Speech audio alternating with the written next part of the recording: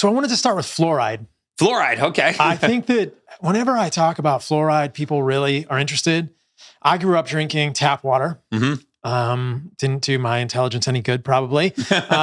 And I grew up with a mom who was a nurse and a dad who was a doctor, and we did a lot of things wrong, even in the medical family. But it's been so interesting as I've gone down this fluoride rabbit hole, and I've heard you talk about this. Yeah. So what do you think about drinking water? Well, I mean, fluoride, I think before you even talk about fluoride, you got to talk about like, where does fluoride come from? Right. I mean, it's a byproduct of phosphate fertilizer production. It's called fluorosilicic acid. It also comes from the production of aluminum, and other metals.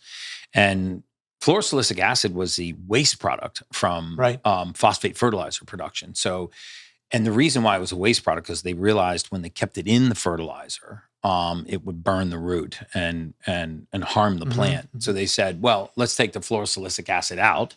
But now we're making tons of fertilizer and we have this big pile of waste. So what are we going to do with the waste? And I don't know who, I haven't gotten to the genesis of who had the bright mind to say, hey, we'll sell it to these municipalities and we'll dump it in the drinking water, because there is marginal evidence that, can prevent tooth decay. Right.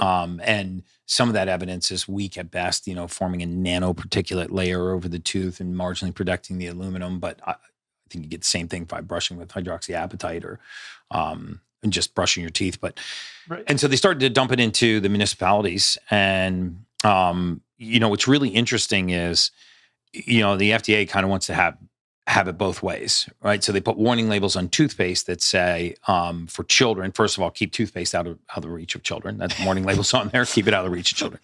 And then they also put a warning on there that says if more than a pea-sized amount used for brushing the teeth is swallowed, to contact poison control immediately. And you can see this on the back of a warning label. If you have Crest or Colgate or another toothpaste brand that has fluoride, just go look at it. It's a required disclosure. It will be right on there, the contact poison control immediately if you swallow more than the amount needed for brushing. But then when you start to say, well, how much is needed for brushing? What's the concentration of fluoride in a pea-sized amount versus the amount that I would get in 6-8 ounce glasses of water a day, which is what I'm supposed to be drinking. And when you realize it's 4 times the level in water, if I drank the recommended number of glasses of tap water a day, why wouldn't I call poison control at the end of the day? Everyone, call poison Which brings me to one of my points that I bring up all the time. I mean, I get hammered all the time for talking about cyanocobalamin and other microdosing things that I believe that are cumulatively toxic to us, because lots of things are not toxic in single doses. And the prevailing wisdom is that the dosage determines the poison. And you hear a lot of people say that, they repeat it a lot in the public domain. The truth is that's true for a lot of things. But very often it's the cumulative dosage that determines the poison. There's safe levels of mercury. There are CDC, FDA levels of mercury. There's safe levels of fluoride. But the cumulative toxicity, I mean, nobody got mercury poisoning from eating one piece of tuna fish. Right. It had a safe level of mercury in it. But if they ate it every single day, the cumulative toxicity is what the problem is. And I think that fluoride is one of those things that permanently needs to be out of our life for good. It's a neurotoxic. The National Toxicology Program did a survey. I want to say, I don't want to misquote it, but it was about 3,600 municipalities in the United States.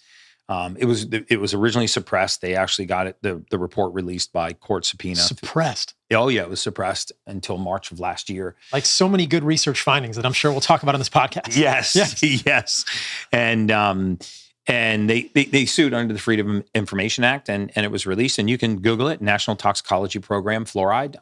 You're welcome to read the study. I want to say it was about 3,600 municipalities, 52 of 54 studies. They found an inverse relationship between IQ and fluoride concentration, especially in prepubescent teens.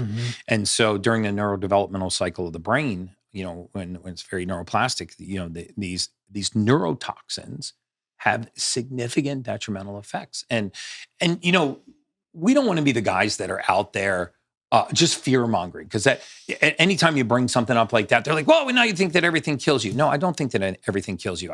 It's really about getting back to the basics, right? That's not how fluoride comes out of a glacier. I mean, that's not how water comes out of a glacier.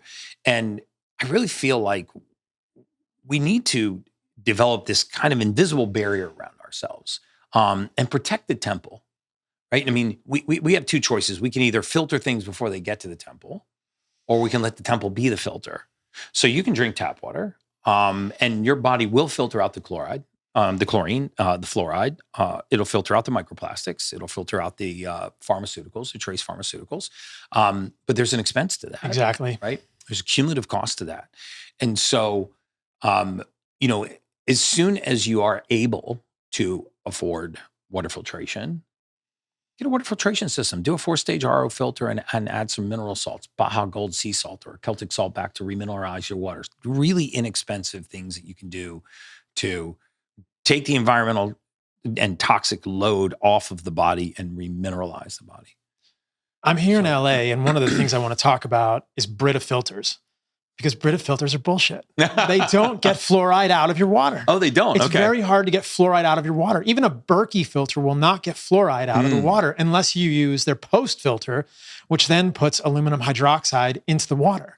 Wow. Or aluminum oxide. So the Berkey won't even get fluoride. It's very hard to filter fluoride out. 4-stage RO will do it. Unless you're doing reverse osmosis. So I want people to know this, that really, I think there are few better investments for your home or your apartment or your townhouse than a reverse osmosis filter. I totally agree with you. I mean, I'm a psycho about filtering my water because I live in Miami, and the water comes into a condo unit. God knows where those pipes have been before it gets in there. But I filter it down to 0.1 micron, and I use something called an Echo water filter. I have one under the counter. I have a whole home filtration system because you're showering with all of that stuff. I did a really interesting post on Instagram the other day. Again, not trying to fearmonger people, but I just took 2 glasses of tap water because, interestingly, the hot water comes in one pipe in my house, and you actually can't filter the hot water. It doesn't come in cold and then go through a heater. It actually comes up from the boiler in the basement hot. So one side of the faucet's not filtered. And I filled 2 glasses of water. I just put them on the counter. And then I had my production manager, he was the guinea pig. I just had him hold 4 of his fingers in the water for 60 to 90 seconds. He just held his fingers in the water. And then he took his fingers out. And then I used chlorine drops. And I actually measured the amount of chlorine in each glass. And I think it was a big Perry Mason kind of ta-da moment for a lot of people, because one glass turned bright yellow, showing the presence of chlorine where he did not put his hand. The other glass, which was from the same tap, showed no chlorine, showing that in 60 seconds it went right transdermal. So the body absorbed that chlorine right out of the water. And so that's what I mean about, we can let our bodies be the filter, or we can filter it before our bodies. So right there before everybody's eyes, they were like, wow. And I go, now you're showering with that. You're drinking it. You're brushing your teeth with it. You're bathing in it. We're doing all kinds of things with this. You're washing your face with it in the mornings. And so I'm 100% with you on the water filtration.